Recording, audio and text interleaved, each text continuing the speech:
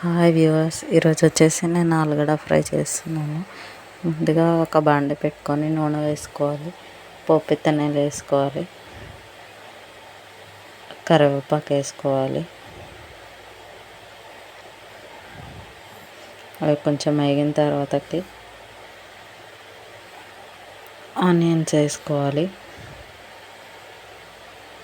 Onions మంచిగా వేగడం కోసం కొంచెం సాల్ట్ వేసుకోవాలి. అన్నిటినీ కొంచెం బాగా మగ్గించుకోవాలి. బాగా మగ్గినాయి.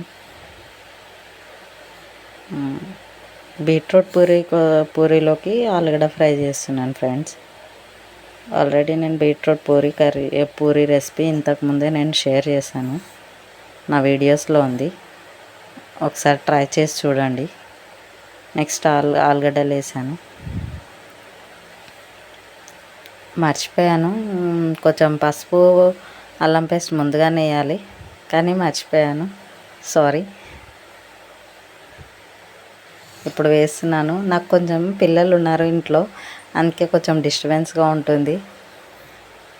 వాళ్ళ కంగారులో పడి మర్చిపోయాను. కారం వేసాను,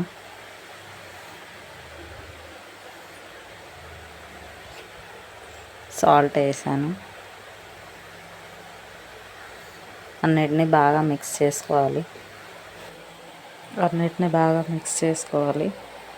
ఉడకనివ్వాలి. మన ఆలుగడ్డ ఫ్రై రెడీ అయిపోయింది. వీడియో నచ్చితే లైక్ చేయండి, షేర్ చేయండి, సబ్స్క్రైబ్ చేయండి.